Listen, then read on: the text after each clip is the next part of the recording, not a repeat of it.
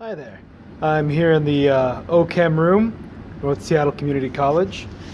Got some spirulina here, 12.52 grams of the spirulina, dried. We're just going to bring it over here into the hood. I'm going to get started on this, and then I'll do some explaining about how this reaction works in just a second. But this first part takes a while, so let's jump right in. To our spirulina here, we are going to add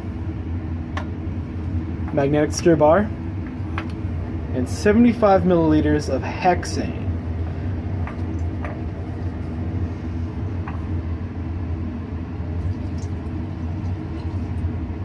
It's nice green slurry here.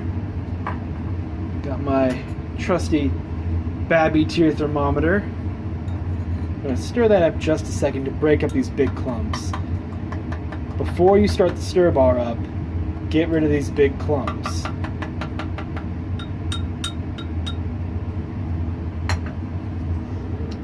Let's get the stir bar going. Nice and easy at first. Get this thing lined up real nice.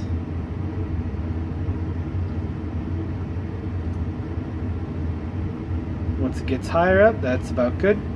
You want this higher in RPM just so that the algae stays moving. Then to that, we got some silver nanoparticles. The ratio for this is very small, how much we're using. I'll give you an idea here. We only need 15 micrograms.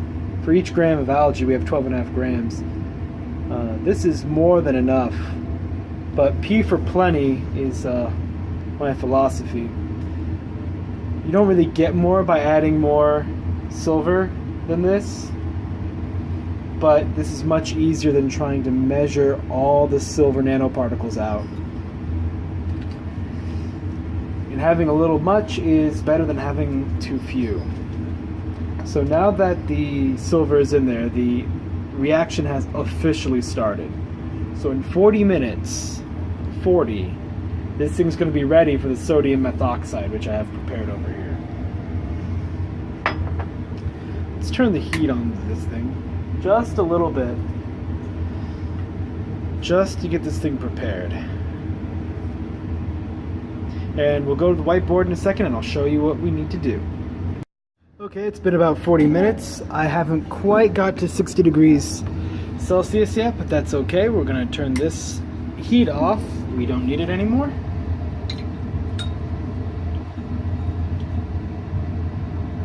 And then I have 75 milliliters here of sodium methoxide.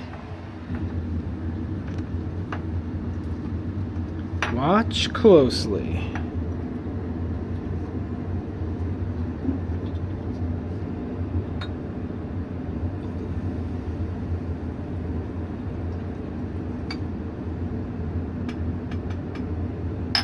Cool, isn't it?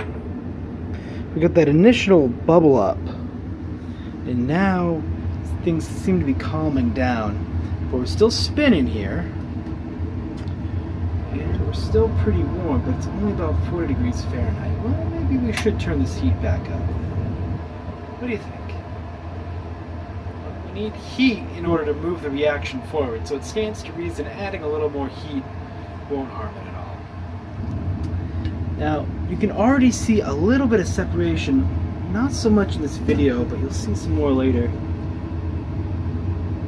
where there's a thin, oily black layer on top. That's going to expand versus this grainy green right here as the transesterification starts moving forward. We're only going to be in this state for about 10 minutes.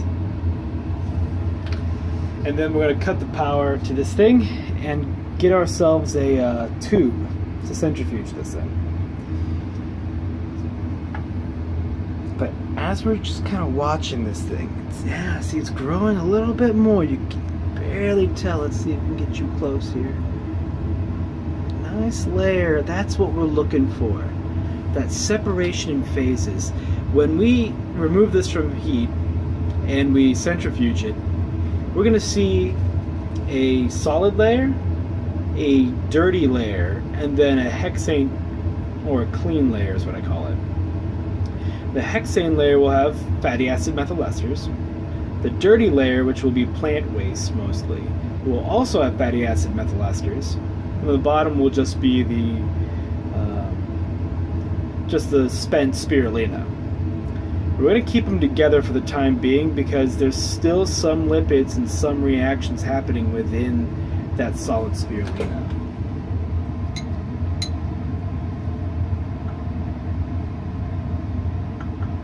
Make sure there's no clumps here, these outer edges, because on these different flasks, be it Beaker or Erlenmeyer, you do get some clumping here right along the edge. So if you take this and go down, you can kind of feel a bit of clumping going on. If you're really nervous, you can up the spin a little bit. I think I'm going to do that, but just a little bit.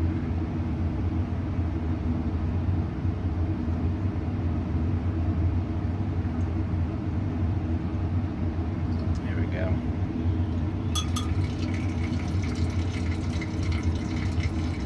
That sounds cool.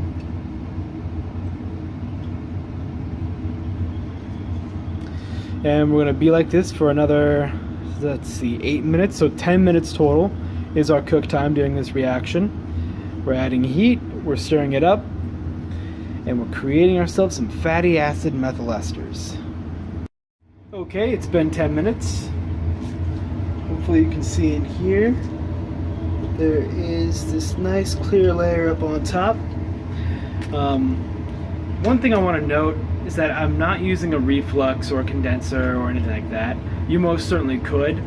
I'm just using a generic beaker just for demonstration purposes. In reality, you can imagine this being in all sorts of things. We could have a reflux on here. We could do this in its own little boiler. We could actually scale this up if you wanted to do pounds and pounds of algae or spirulina at any given point in time. This is just for demonstration purposes. That's why I have it in this beaker here. So let's go ahead and kill the spin and the heat. You can see this kind of residue going up here. It's greenish yellow. I have a pretty large centrifuge bottle here, but I'm not actually going to centrifuge this. You don't really need to. All you really need to do is let this thing sit, and gravity will separate these for you. You don't need to centrifuge it. Centrifuging can help kick off the process, but I can let this sit over the weekend, and that's actually exactly what I'm going to do. So let's take out this, put off to the side here. I'm going to stop the camera because I need both hands in order to pour this in. Okay, so it's been 3 days since we've created this. Here you see we have it in this nice, formerly cylindrical tube. When you let it sit in these for a while, it starts to compress itself and it squeezes these in these little concave fashions. The volume then is a little untrustworthy, but you can still see the three phases. We have this clearer hexane phase, we have this dirtier middle phase, and then we have a solid phase down here. This wasn't centrifuged, and so you can barely see it, but there's little bits of plant waste just kind of floating on top. If we centrifuge this, that plant waste would get forced down into the bottom, but you don't necessarily need to. We're going to tilt this over and you can see that the solid phase stays there. Bring it back. But it's very beautiful looking. I'll leave this orangish yellow residue. The next step is to clarify it, but I haven't quite figured out how to do that. That's going to be some more research that I'll have to do in order to make this work on a large scale. But this is what you're looking for if you follow the silver pot method, this nice separation.